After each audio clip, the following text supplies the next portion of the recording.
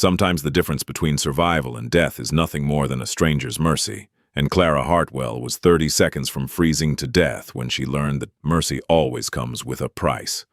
The Montana Territory, winter of 1884. A place where the cold doesn't just bite, it devours, where widows are considered property, and a man alone with daughters might as well paint a target on his cabin door. This is a story about two people who had nothing left to lose, who made a bargain in the darkness that would either save them both or destroy everything they were trying to protect. And before we go any further, drop a comment below and tell me where you're watching from, because what happens next in that frozen wilderness is going to make you question everything you thought you knew about survival, family, and what it really means to choose someone in a world that gives you no choices at all. Now let me take you back to the moment it all began. Clara Hartwell wasn't supposed to be in those woods. She was supposed to be locked in a root cellar 3 towns over, where her brother-in-law David had stored her for safekeeping after deciding that his dead brother's wife belonged to him now. That's how it worked back then in some places. A woman was property that transferred hands like livestock, and the law looked the other way as long as no one made too much noise. But Clara made noise. She made a lot of it. She fought, she clawed, and when David made the mistake of getting drunk enough to forget to bolt the cellar door properly, she ran. She ran in a torn cotton dress through a building blizzard, with nothing but desperation and the memory of David's hands around her throat to keep her moving forward. That's where Ethan Cross found her. Or rather, where he almost didn't find her.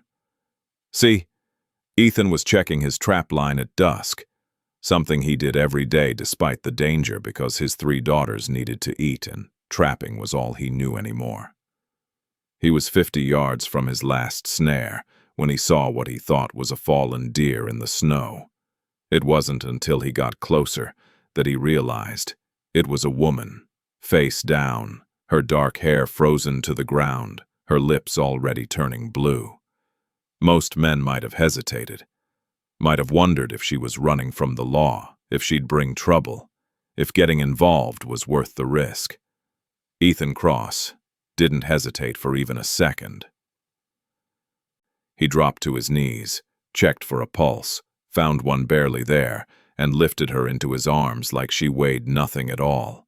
The cabin came into view through the snow, small, weathered, smoke barely trickling from the chimney, because Ethan had been rationing firewood for weeks. He kicked the door open and 3 faces turned toward him in unison. Lily, 9 years old with her mother's dark eyes and her father's stubbornness. Beth, 7, quiet and watchful, always calculating the danger in every situation. And Rose, barely 4, still young enough to believe her father could fix anything. They all froze when they saw the woman in his arms. "Papa, is she dead?"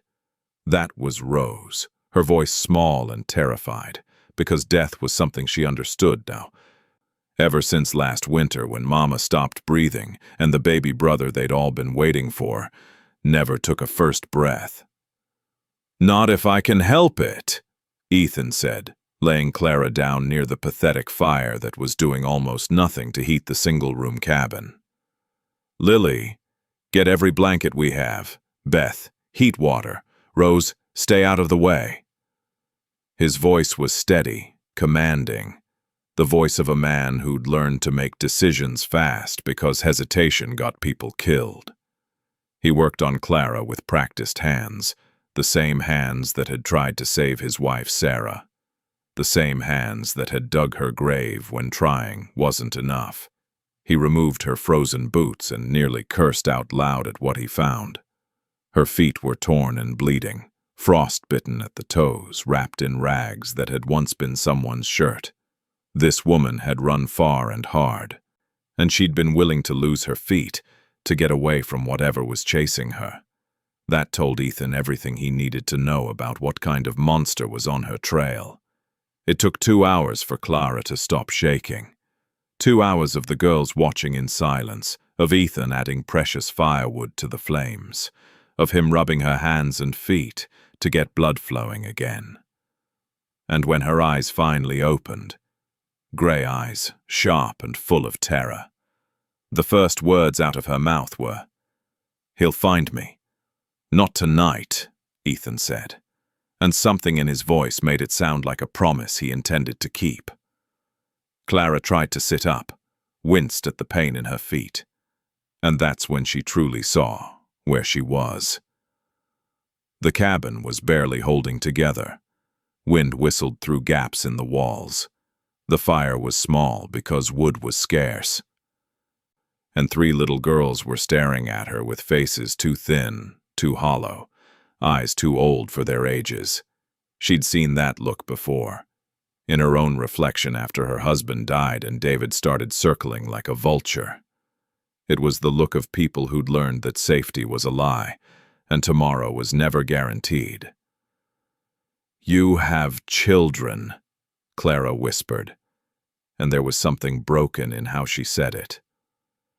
"3 daughters," Ethan replied, ladling broth into a wooden bowl.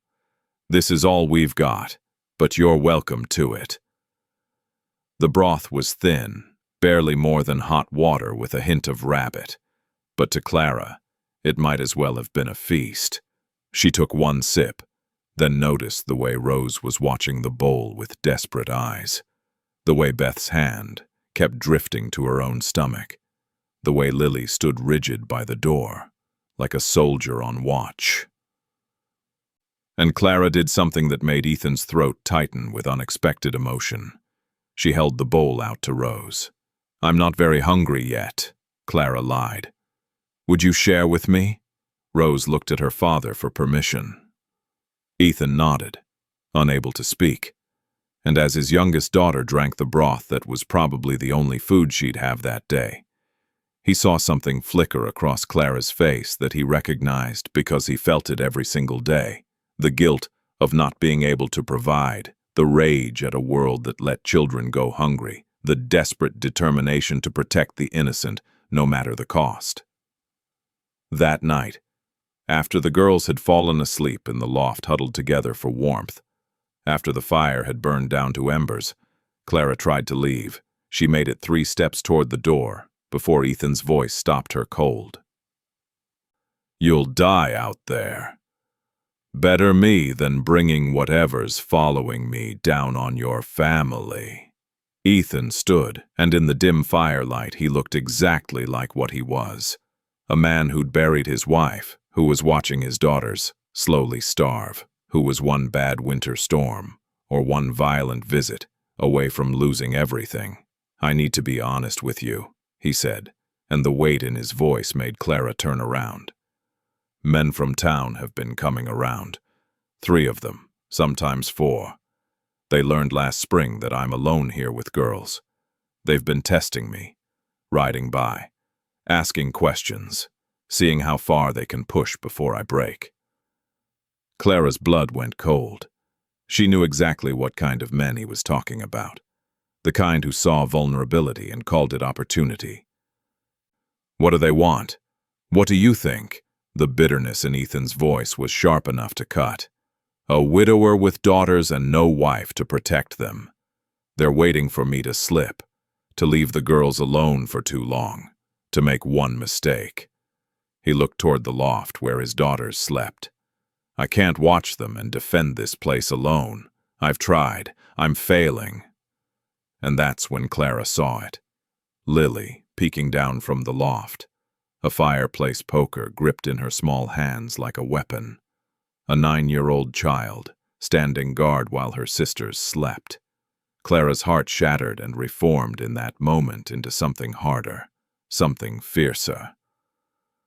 "Your daughter shouldn't have to do that," she said, her voice shaking with fury at the world that made children into soldiers. "I know." Ethan's voice broke on those 2 words. Then he looked at Clara directly, and she saw in his eyes the same desperation she felt clawing at her own chest. "You need warmth. My girls need a protector." The proposal hung in the air between them like smoke. An alliance. A transaction. a lifeline for two drowning people who'd grabbed onto each other in the dark. Clara looked at those three little girls, at their father who was trying so hard and losing anyway. And she thought about David's hands, about being property, about running forever with nowhere to run to. She thought about the choice that wasn't really a choice at all. Die alone in the snow, or live long enough to maybe, possibly, give these children a fighting chance. She met Ethan's eyes and saw no manipulation there, no trap, only the same bone-deep exhaustion and determination that she felt. Two people who had nothing left except the will to protect what little they had left to love. "Yes," Clara whispered, the word barely audible over the wind howling outside. Then stronger. "And you'll protect me, too.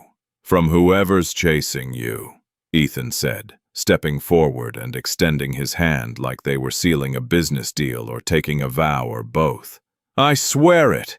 Their hands clasped in the darkness, rough palm against scarred palm. And something passed between them that was more binding than any legal document, more sacred than any church ceremony.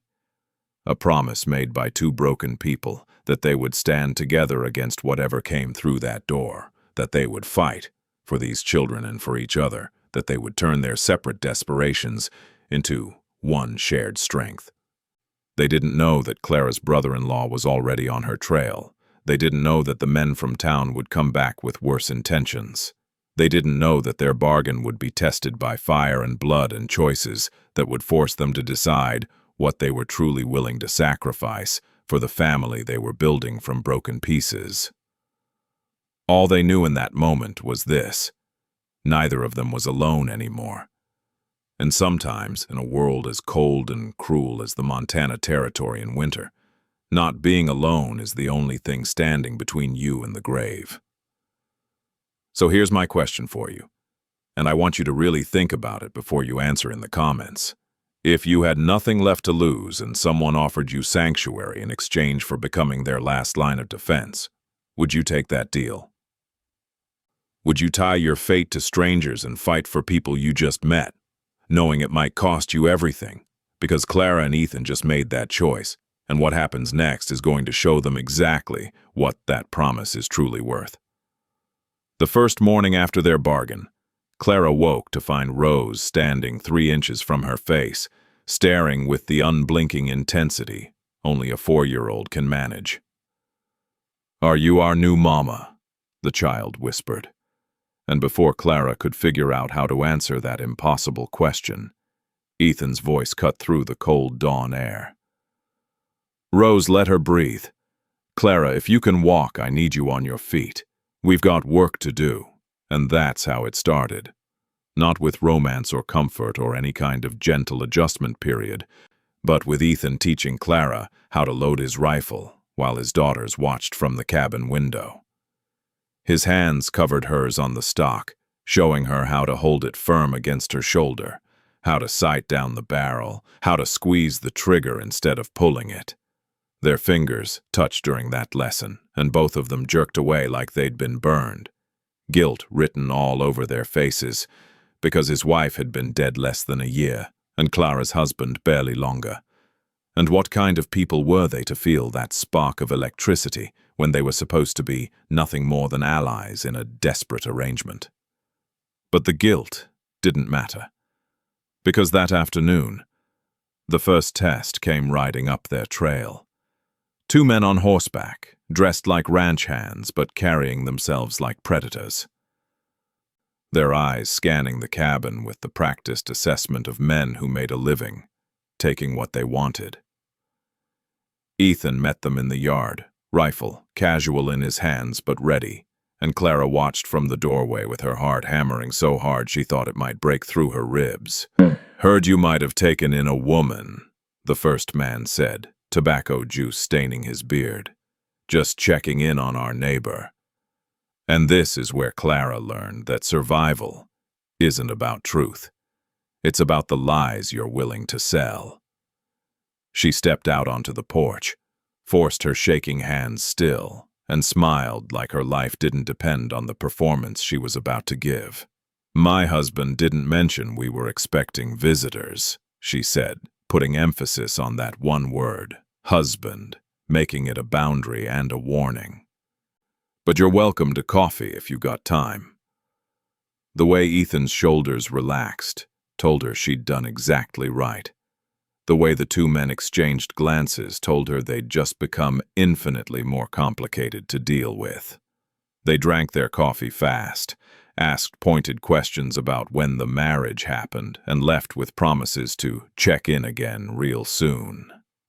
And after they disappeared down the trail, after Ethan boarded up an extra window and reinforced the door, Clara finally let herself shake.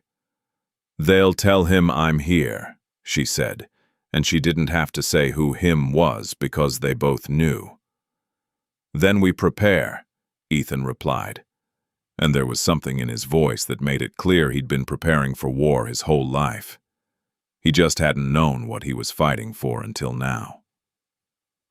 The next 2 weeks turned that cabin into something between a home and a fortress. Ethan taught Clara, not just to shoot, but to shoot to kill, to aim for center mass, to not hesitate because hesitation got you dead. Clara taught the girls to read using Sarah's Bible, the pages worn soft from years of use, and she tried not to notice how Rose would climb into her lap like it was the most natural thing in the world, or how Beth would watch her with suspicious eyes like she was waiting for Clara to leave, just like everyone else had left. But it was Lily who broke Clara's heart clean in half. She found the girl crying in the loft one night, clutching a rag doll so worn it was barely holding together. "Mama made this," Lily sobbed, "and I can't remember her voice anymore. I try and try, but it's gone. And if I forget her voice, then she's really dead." And Clara pulled that child against her chest and held her while she shattered. "Your mama made you brave," she whispered fiercely. "She made you strong and fierce and protective of your sisters. That doesn't fade, Lily. That lives in you forever. You are her voice now." And Ethan, standing in the doorway watching this woman comfort his daughter, felt something in his chest crack open. Something he'd locked down tight after Sarah died, because he couldn't afford to feel anything except the drive to keep his girls alive. But here was Clara, who had her own trauma, her own terror, her own reasons to run, and she was choosing to stay, choosing to love these children who weren't hers, choosing him, in a way that had nothing to do with their bargain and everything to do with something he was too afraid to name. The domestic moments built between them like kindling waiting for a spark. Clara would mend the girls' clothes by candlelight while Ethan carved a new doll for Rose, their silence comfortable, their presence settling into something that felt dangerously close to partnership. Beth finally stopped calling her the woman and started using Miss Clara. And the first time it happened, Clara had to turn away so no one would see her cry. During a storm so fierce they all slept in the main room, Clara woke to find Rose curled against her like a kitten seeking warmth. And when she looked up, Ethan was watching them with an expression so tender, so hungry for something he'd lost, that she had to look away before her heart made promises her situation couldn't keep. But then came the dawn. She found him outside, staring at the tree line like he expected an army to come marching through. "Regretting your choice?" he asked without turning around. "Fearing I'll ruin it," Clara admitted. "I bring danger to everything I touch." "You brought life back into this cabin." Ethan turned to face her, and they were close enough that she could see the individual flakes of snow caught in his beard, close enough that she could feel the heat radiating from him in the frozen air. "My girls were surviving. Now they're living. That's because of you." They leaned toward each other, like magnets, like inevitability, like two people who'd been alone for so long they'd forgotten what it felt like to be seen. And then Beth's voice shattered the moment. "Papa, Miss Clara, breakfast!" The spell broke. They stepped apart. But the truth hung between them now, impossible to ignore. This wasn't just an alliance anymore. This was something far more dangerous and infinitely more precious. And then David came. He appeared at the property line with a sheriff in tow, looking official and righteous, and full of the casual cruelty that came from a lifetime of never being told no. "There's my brother's wife," he called out, pointing at Clara like she was a lost horse. "Stole money from me and ran. I'm here to collect what's mine." Ethan stepped in front of Clara, and the man who emerged wasn't the gentle father who carved dolls. This was something cold and lethal, something forged in wars Clara could only guess at. "She's my wife," he said, each word sharp as a knife. "You have no claim. A widow's marriage without proper mourning time." David smiled like a snake. "Suspicious. I'll be back with the judge. We'll see what the law says about stolen property and fraudulent marriages." After they left, the cabin felt like a tomb. Clara offered to run again, to disappear into the wilderness and take her danger with her. But she didn't get 3 words out before Lily was there, tears streaming down her face, voice breaking. "Everyone leaves. Mama left and the baby left, and you can't just, why can't you stay?" And Clara, kneeling down to look this 9-year-old warrior in the eyes, made a choice that would change everything. "Because staying might mean we all lose everything," she said honestly. Then, "But maybe some things are worth losing everything for." That night, after the girls were asleep, Ethan made a proposal that had nothing to do with bargains and everything to do with the truth they'd been dancing around for weeks. "We could marry," he said quietly. "For real. Legal and binding. It would make you untouchable. David couldn't claim you if you're legally my wife." "That's not why you're asking," Clara said, because she could read him now, could see past the practical excuses to the hope underneath. "No," Ethan admitted. "It's not." He stepped closer, close enough to cup her face in his rough hands, close enough that she could feel his breath on her lips. "What if I don't want an arrangement anymore?" "Neither do I," Clara whispered, and kissed him like she was drowning and he was air. They married at dawn with only the girls as witnesses. Rose wove frozen wildflowers into Clara's hair. The vows they spoke weren't legal words, but real promises. "I'll guard your sleep. I'll teach them your strength. I'll stand between you and anything that tries to take you from us." And when they kissed, it was tender and terrified and true. The kiss of 2 people who'd found something worth fighting for in a world that took everything. But David wasn't done. He came back 3 days later with 3 armed men, and this time there was no sheriff, no pretense of law. Just violence wrapped in entitlement. Just a man who'd decided that if he couldn't have what he wanted, he'd burn it all down. "I'm giving you one chance," David called from beyond the fence line. "Send her out, or we'll come in and take her." Inside the cabin, Ethan positioned himself between his family and the door, while Clara loaded rifles with shaking hands. The girls huddled in the root cellar, and for the first time in her life, Beth looked her age, terrified and small. "I'm sorry," Clara whispered to Ethan, tears streaming down her face. "I'm so sorry I brought this on you." He grabbed her face, forced her to meet his eyes. "We're a family," he said fiercely. "We fight for each other. No apologies, no regrets, just survival." And as the sound of boots approached the door, as the smell of torch smoke began to fill the air, Clara raised the rifle and made a choice that would define everything that came after. She wasn't running anymore. She was making her stand, and God help anyone who tried to take her family from her now. So here's the question that's going to haunt you for the next few minutes. When you've built something worth dying for, how far will you go to protect it? And more importantly, can you live with what that protection costs you? Because Clara was about to find out exactly what price comes with the word family. And trust me when I tell you that the woman who raised that rifle in the darkness of that Montana cabin was not the same woman who'd stumbled through the blizzard weeks earlier. That woman had been running from monsters. This woman was about to become one if that's what it took to protect her daughters. Yes, her daughters now, because blood doesn't make family. Choice does. And Clara had made her choice the moment she decided to stop running. The siege began with smoke.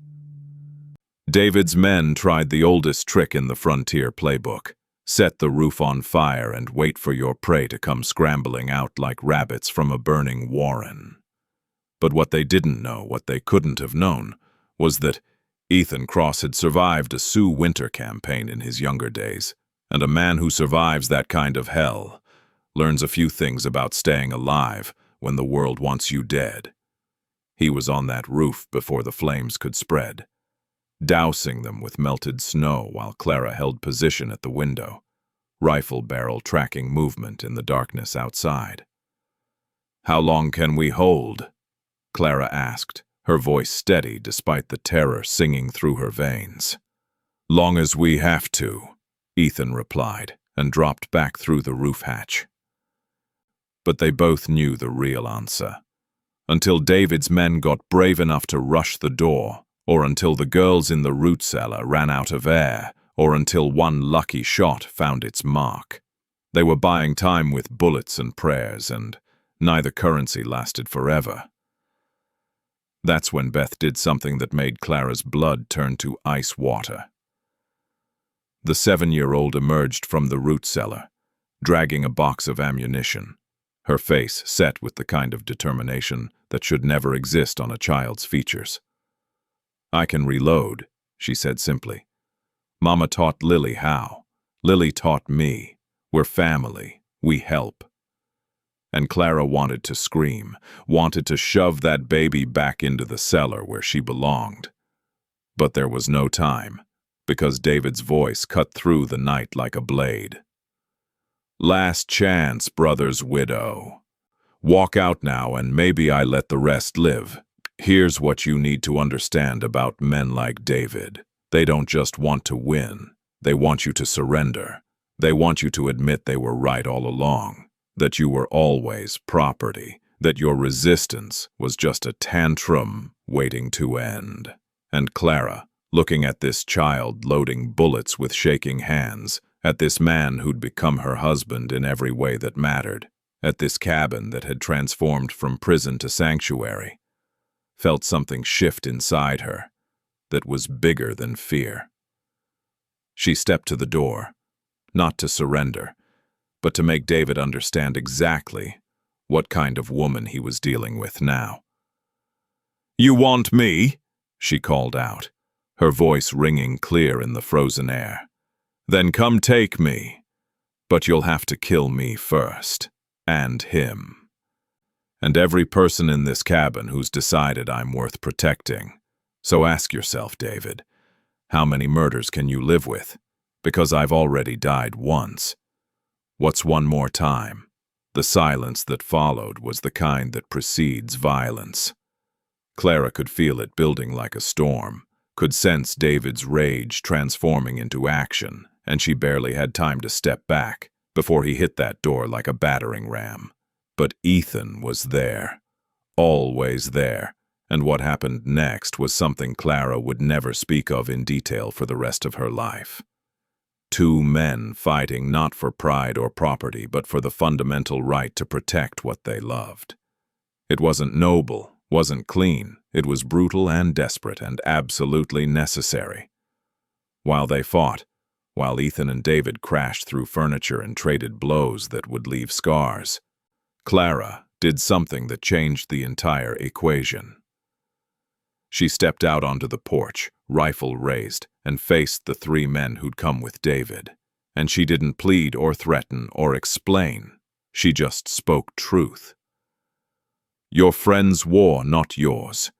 You willing to die for his pride. You willing to kill children for a man who sees people as property?" She let that sink in, watching their faces in the torchlight. "Or you could just leave. Right now. Ride away and tell people the widow had more guns than you expected. No shame in that. Plenty of shame in murdering babies for a paycheck." And here's the thing about violence. Sometimes it's not the strongest person who wins. It's the person who makes everyone else question why they're fighting at all. One of David's men lowered his rifle. Then another, the third, looked at the cabin. At Clara standing there like some kind of frontier angel of death, and must have decided that whatever David was paying him wasn't worth dying over. They turned their horses and rode into the darkness, leaving David alone with his rage and his entitlement and absolutely no backup. Inside the cabin, Ethan landed one final blow that sent David to his knees, and that's when the sheriff appeared. The real sheriff this time. The one who'd been investigating David for months, who'd been waiting for him to make exactly this kind of mistake. "Think I don't know what you did to your brother," the sheriff said quietly, helping David to his feet in handcuffs. "Think the whole county doesn't whisper about how convenient that mill accident was. Time someone stood up to you. Looks like the widow found her spine." "She stole from me," David spat, blood running from his split lip. "She escaped from you," the sheriff corrected. "There's a difference. You might learn it in prison." And just like that, it was over. Not with some grand battle or heroic sacrifice, but with a bully finally facing consequences and 3 hired guns deciding a woman's freedom was worth more than their employer's ego. Sometimes that's how justice works on the frontier. Not perfect, not pretty, but good enough to let decent people survive another day. Dawn came slowly, painting the damaged cabin in shades of gold and pink that seemed obscene after the darkness of the night before. The girls emerged from the root cellar, Rose first, running straight to Clara and burying her face in her skirts. Then Beth moving to Ethan's side to inspect his injuries with the serious concern of a battlefield medic. And finally, Lily, who looked at both her father and Clara before saying the words that made everything worth it.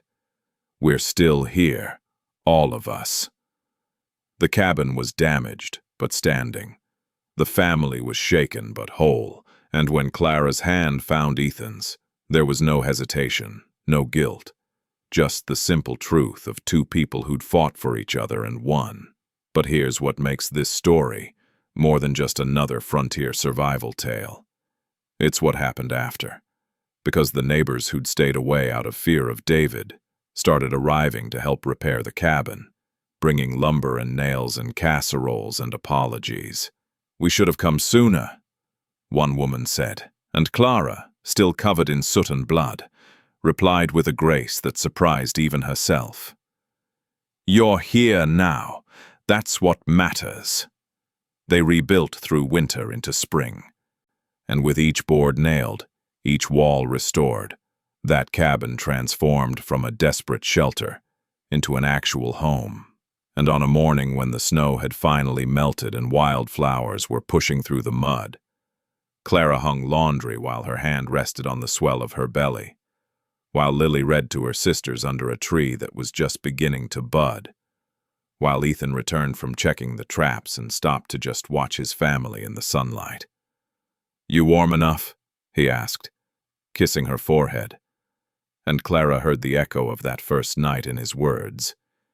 "You need warmth, my girls need a protector."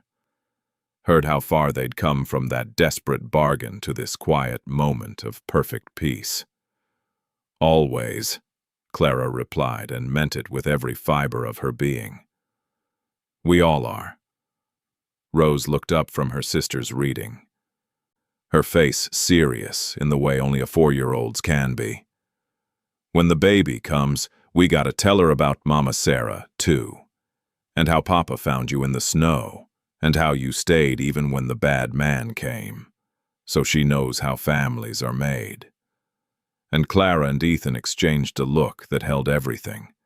The fear, the fighting, the desperate nights and uncertain dawns, all of it forged into something unbreakable.